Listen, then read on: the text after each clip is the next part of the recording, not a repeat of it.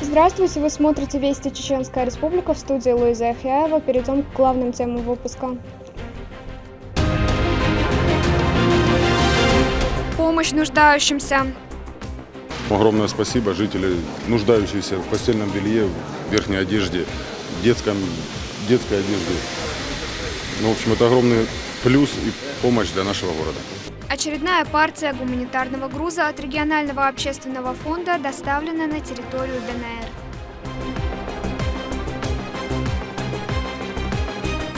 Безопасные каникулы. Акция направлена на повышение уровня знаний у детей об опасностях в период летних каникул. Сотрудники МЧС провели профессиональное мероприятие в одной из школ Грозного. Какие темы обсудили с учащимися?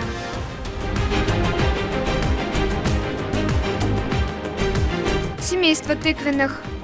Все культуры мы сеем, сажаем, выращиваем и сбываем. В регионе настал сезон посадки бахчевых культур. О том, в каких условиях взращивают излюбленное летнее лакомство арбузы и дыни, сегодня в эфире.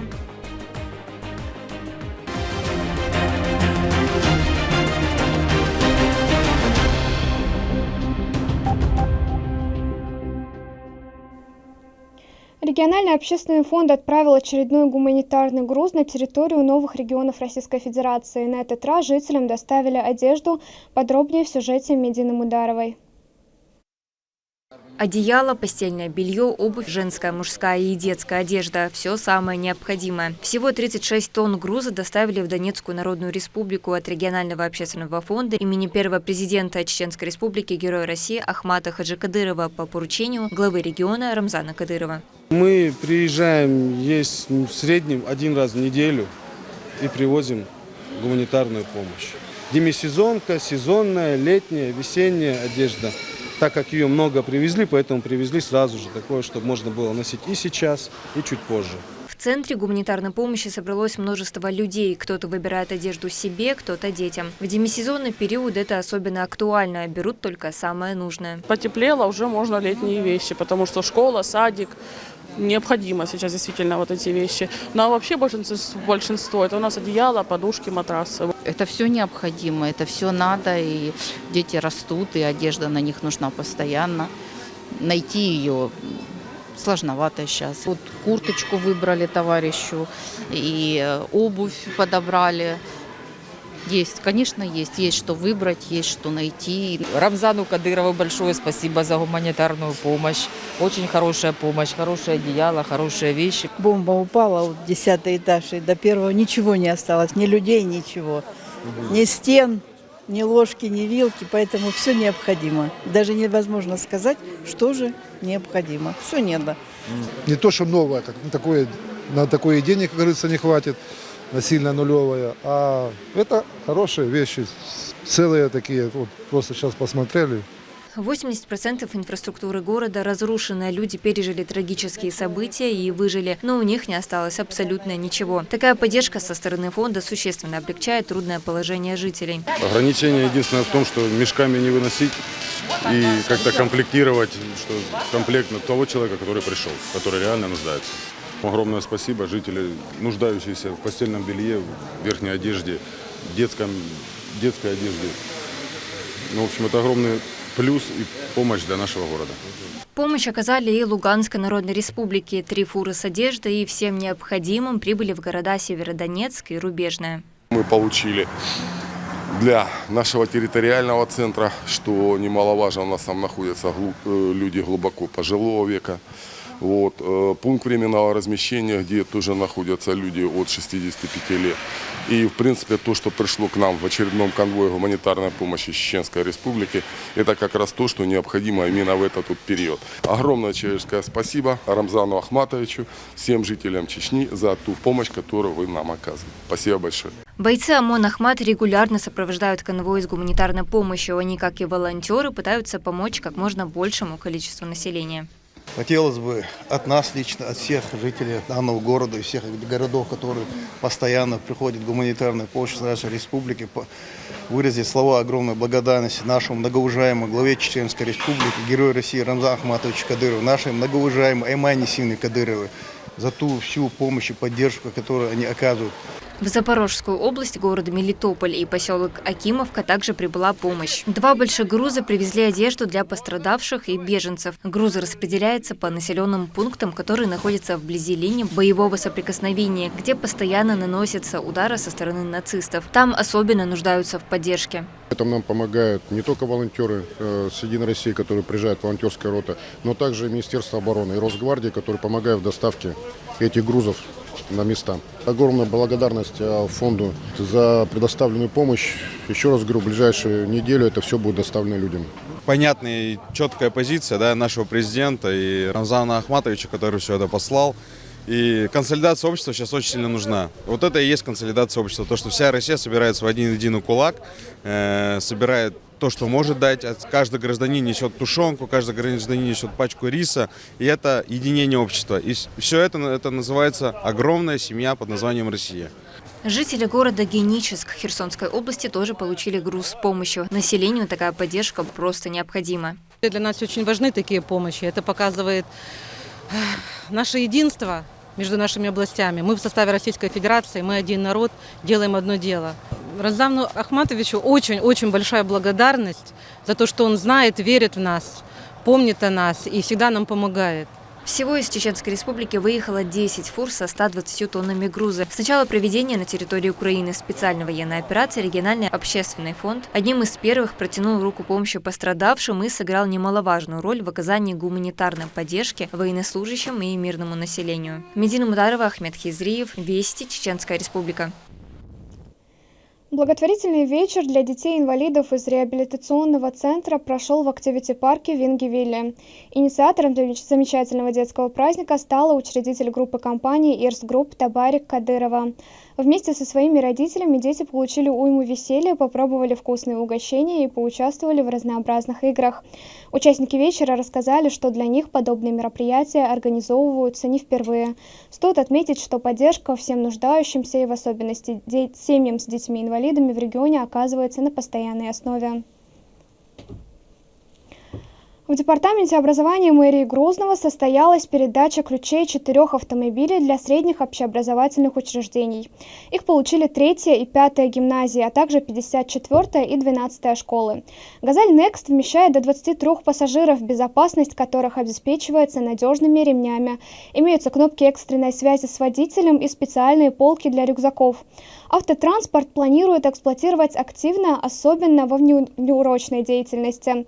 Школьники будут выезжать на различные мероприятия, культурные и спортивные. У нас дети все живут в шаговой доступности от школы. Единственное, очень часто мы выезжаем, например, на какие-то выездные мероприятия. Мы часто пользуемся пушкинской картой, можем поехать в театр, допустим, да, там концертный зал, в библиотеку национальную и так далее. Ну, какие-то выездные мероприятия у нас бывают, нам необходимо была «Газель». Ну, транспорт необходим был. Вот сейчас в данном случае «Газель» нам выделили. Огромное спасибо, хочется сказать. Скоро жители Наурского района будут устраивать праздничные мероприятия в новом Доме культуры. Инициатором строительства выступила министр культуры региона Айшат Кадырова. Обо всем по порядку в следующем материале. На этом месте ранее располагалось старое непригодное здание. Теперь для жителей станицы Наурская по инициативе министра культуры субъекта Айшат Кадыровой здесь возводится новый дом культуры, рассчитанный на 300 мест. Администрация Наурского муниципального района обратилась к министру культуры за помощью в решении этого вопроса. Этот вопрос был решен быстро. И в настоящее время, как вы видите, уже идет полным ходом строительство этого здания. Площадь здания 2500 квадратных метров. Это будут уже и новые рабочие места. И даже на этапе строительства привлекаются наши местные жители к стройкам. Так что и в этом плане району большой плюс. Здание будет состоять из 2 этажей и включит в себя все необходимое для полноценной работы и комфортных условий при проведении всевозможных национальных мероприятий. В данный момент на объекте готов бетонный каркас 1-го этажа. Впереди ждут работы по облицовке и подводке коммуникаций. Культурное учреждение распахнет свои двери в следующем году. В муниципалитете также активно реализуется федеральная программа по улучшению качества и количества поступаемой гражданам воды. Она инициирована президентом страны Владимиром Путиным. Уже сейчас на водозаборных башнях установлено около 30 новых насосов. Они потребляют меньше электроэнергии, зато дают больше необходимой воды в каждый дом, причем в любую погоду. Данное мероприятие проводится в рамках реализации федеральных программ в области энергосбережения, которое пристальное внимание уделяет наш глава Чеченской Республики, Герой России Рамзан Ахматович Кадыров. Приобретение установки данных водяных насосов имеет повышенный КПД, это коэффициент полезного действия, то есть подачи воды в кубометрах, от 18 до 27 кубометров в час. Тем самым улучшается потребление населения питьевой водой, то есть качественная подача. Тем временем в районе меняют и подземные трубы, чтобы вода доходила людям кристально чистой. Жители выразили искренние слова благодарности за заботу в такое священное для мусульман время. Будет прекрасно, как раз начало весны, начало Ураза Марх Байрам будет, и все будет хорошо, люди будут довольны. Дересил организатору, главе республики Рамзану Кадырову, его команде, всем дал этот боль, дал тех беркт доль. и bähan i bo böchul och på chadel dekel wel ho margen betah as 1 kilometer dela ina 10 kilometer don yal ya dawr bu khos bersh qafiy bersh. К слову, данный участок в станице Ищорская уже находится на завершающем этапе. Его протяженность составит около 2000 метров. Он обеспечит чистой водой все близлежащие дома. И подобная работа будет вестись повсеместно в мере своей необходимости. Турпал Алита Айсумов, Шейх Мансур Малатов, Шарип Сангариев и Руслан Магомадов. Вести. Чеченская Республика. Министерство Чеченской Республики по национальной политике, внешним связям, печати и информации продолжают работу по информированию населения о целях и задачах специальной военной операции. На этот раз встречу провели с представителями турок-месхетинцев, которые проживают в Наурском районе. Им рассказали о том, что бойцы из Чеченской Республики отстаивают право на вероисповедание, а также культуру и обычаи. Стоит напомнить, что эти мероприятия проводятся по поручению главы ведомства Ахмеда Дудаева. Кроме того, собравшиеся рассказали о своих проблемных вопросах. Представители власти пообещали в кратчайшие сроки их решить. Задача нашего ведомства – это сотворить мир и благоденствие в сфере межнациональных отношений, формирование гармонии межнациональных отношений, формирование гармонии межрелигиозных отношений. Вот мы сегодня, общаясь с нашими братьями, еще раз обнаружили, что за все время проживания турков, месхетинцев в нашей республике не было ни одного случая межнациональных каких-то конфликтов на почве межнациональных отношений, межрелигиозных отношений. Все это говорит о чем?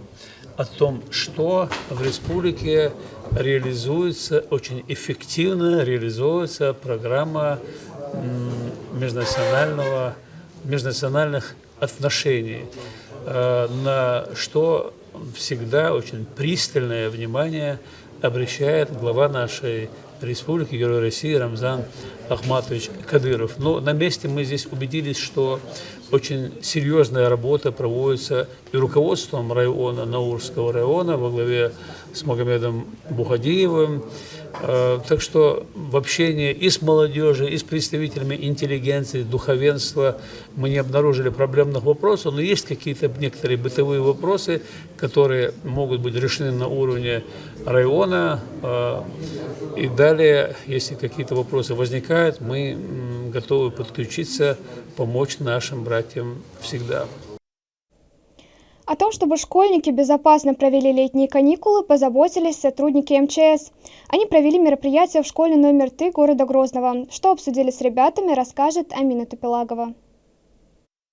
Многих проблем в своей жизни человек мог бы избежать, будь он внимателен к правилам безопасности. В рамках национальной акции «Я безопасно проведу лето» у учеников столичной школы под номером 3 была возможность познакомиться с простыми истинами, которые не раз помогут им в жизни. Эта акция у нас традиционно проводится ежегодно. Акция направлена на повышение уровня знаний у детей об опасностях в период летних каникул и способах защиты от них. Мероприятие организовано Главным управлением МЧС России по Чеченской Республике при содействии Центра управления регионом и Национального центра помощи детям. В рамках теоретической части акции ребятам рассказали о безопасности на воде, что актуально в летний период, о поведении в интернет-пространстве, а также о противопожарной безопасности, которая включала в себя правила обращения с электричеством, популярными бытовыми приборами и горючими веществами. Также учащимся удалось лично попробовать воспользоваться огнетушителем. Завершилась теория раздачи тематических информационных буклетов, а во дворе школьников ждала самая настоящая автоцистерна, которая предназначена для доставки к месту чрезвычайного происшествия боевого расчета, пожарно-технического вооружения, аварийно-спасательного инструмента и огнетушащих средств. АЦ-6040 значит, что в цистерне находится 6 тонн воды, и тушение пожара происходит со скоростью 40 литров в секунду. При активном расходе вещества хватает менее чем на 3 минуты. Спасатели рассказали о правилах поведения в чрезвычайных ситуациях. В первую очередь из опасной зоны эвакуируют людей и оказывают им помощь. Далее уже приступают к ликвидации происшествия и его последствий. Для этого у них есть все необходимое. Школьникам даже предоставилась возможность попробовать себя в роли пожарных.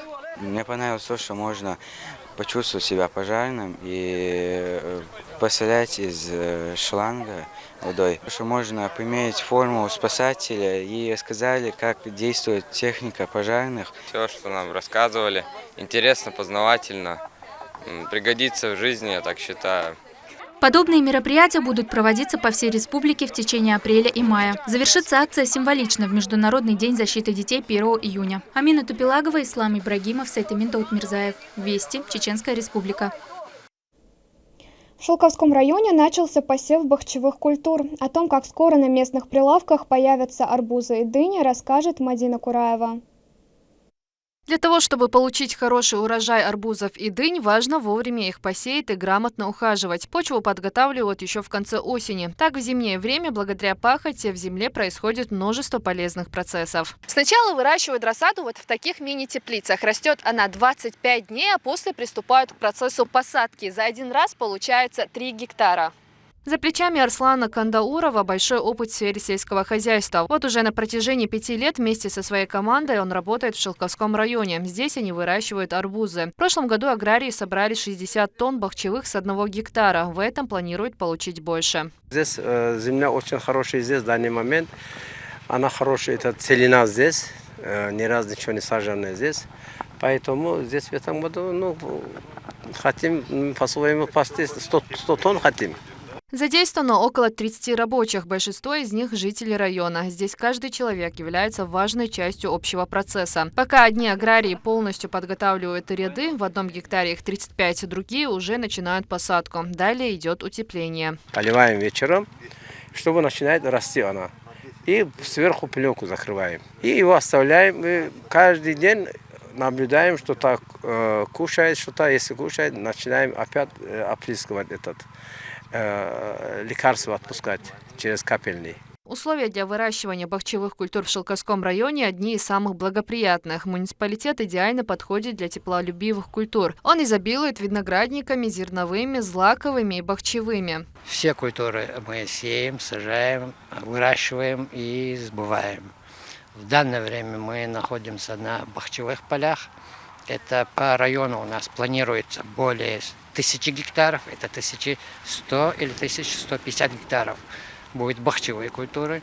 По району примерно задействуют они в сезонные работы более 1000 человек. Первый урожай аграрии планируют получить в конце мая. Далее уже с периодичностью раз в неделю будут собирать и последующие. Итак, лакомиться вкусными арбузами и дынями можно будет до наступления осени. Мадина Кураева, Хусейн Мурдаханов, Сайтамин Даутмирзаев. Вести. Чеченская республика. На этом все. Следите за последними новостями в наших социальных сетях и на платформе «Смотрим».